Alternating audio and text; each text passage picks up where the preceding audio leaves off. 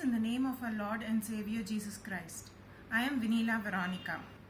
I wanted to share with you all how God has been with me through the storms of my life.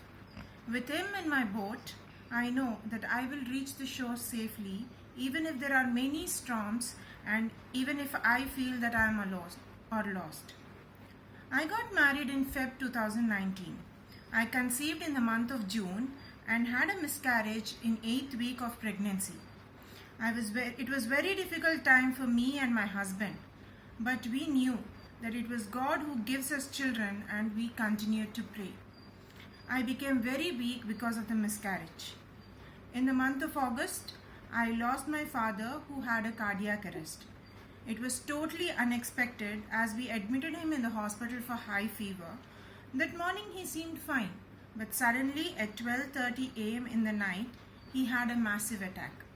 My brother was in the train and he was a heart patient. And my mom was a chronic diabetic.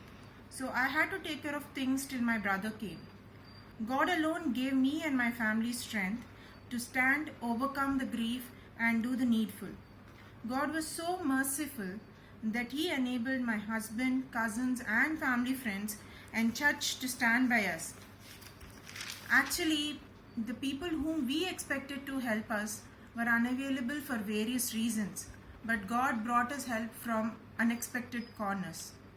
Just a week after my father's demise, my mother was admitted in the hospital with high fluctuating BP.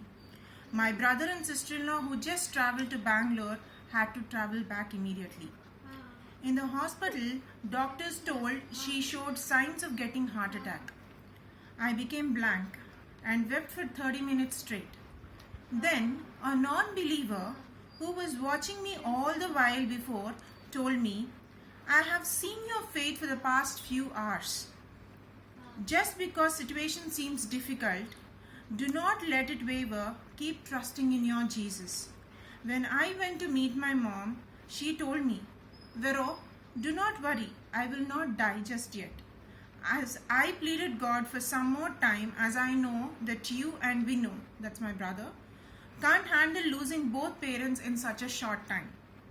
She got discharged that very afternoon.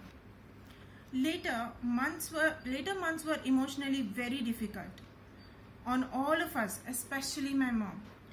Relatives acted indifferent as she became a widow, pestered her asking very difficult questions, and tried creating differences between the family members, that is me, my mother and my brother.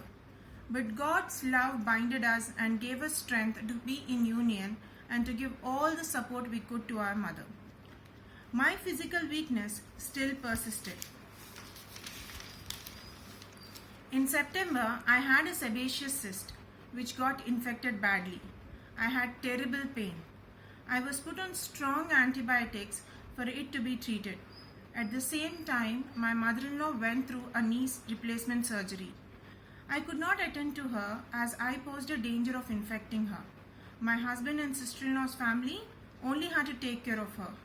With me and his mother both being sick, and he had work and he had to stay alone.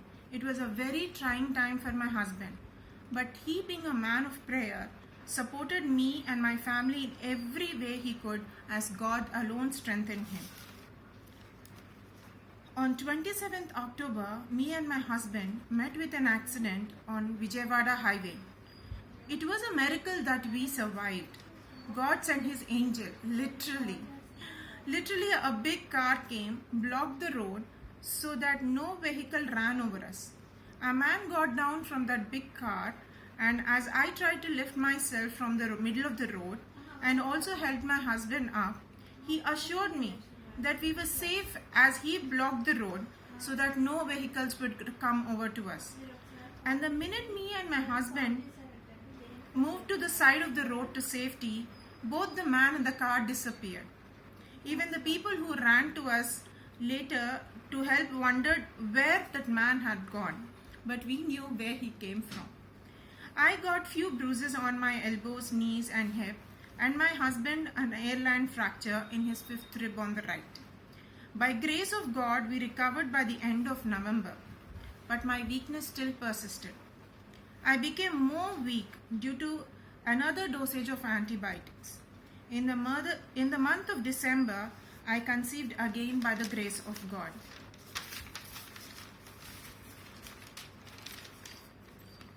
Doctor suggested complete bed rest. So my mom took me to her place to Uppal, Hyderabad, to take care of me.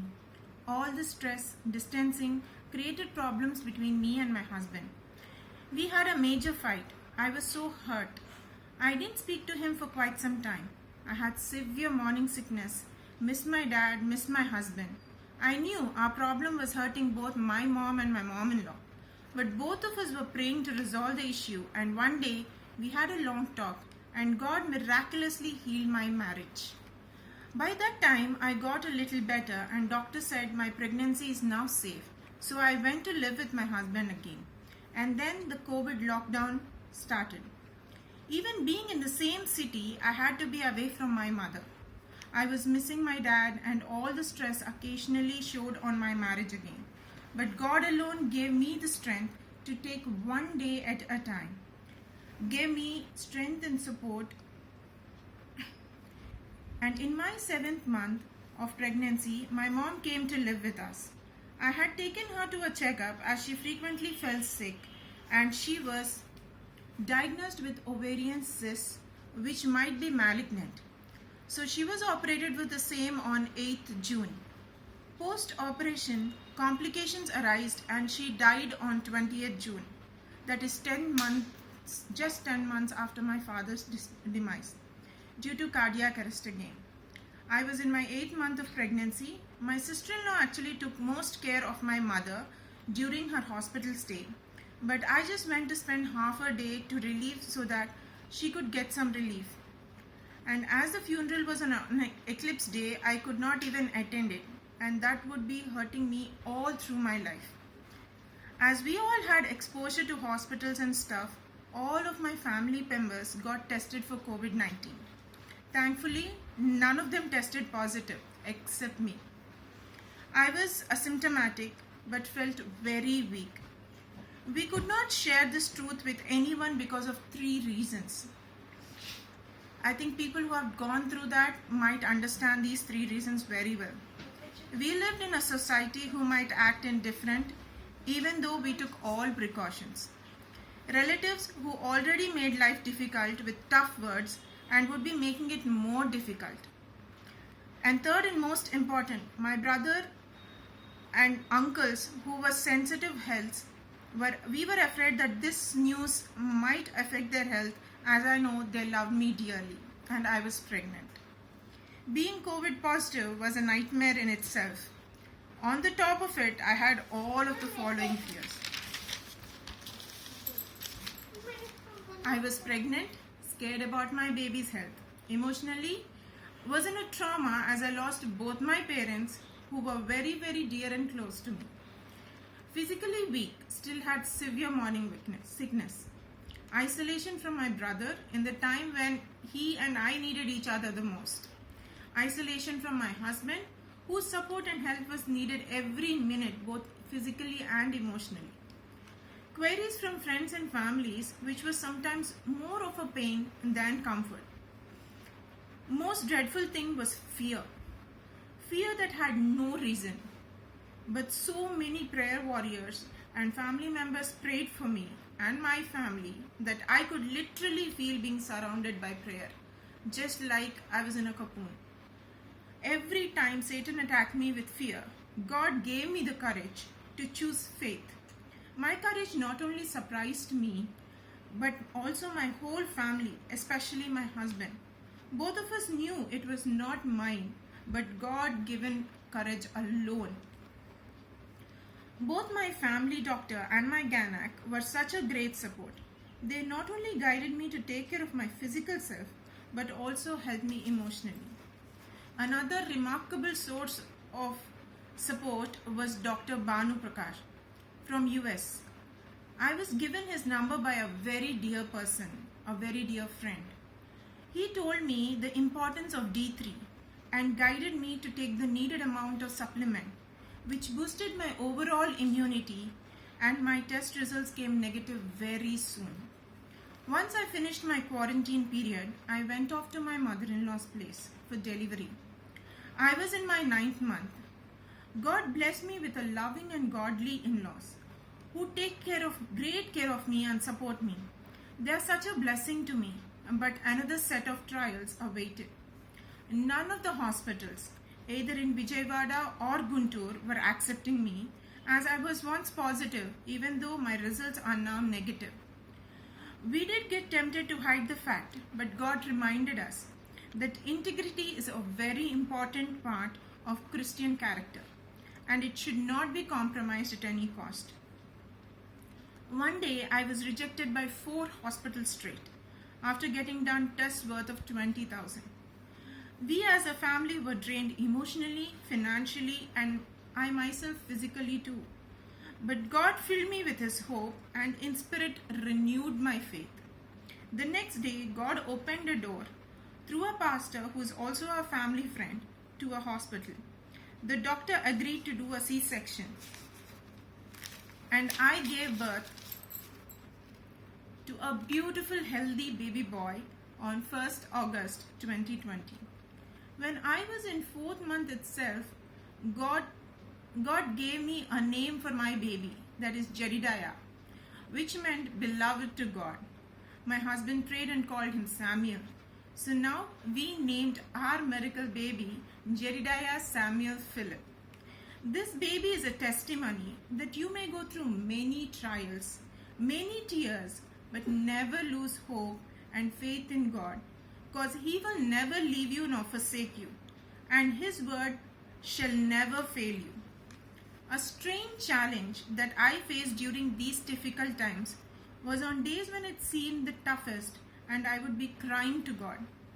I would receive a phone call from an unexpected friend or a relative asking to pray for a dire need of theirs.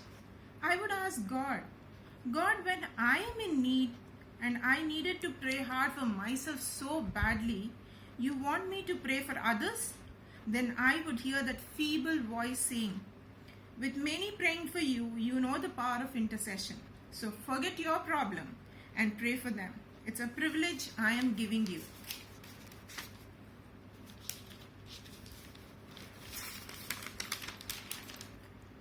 And would hear miracle, and then I would hear miracles happen in their lives, and my heart would fill with joy and my hope and faith renewed.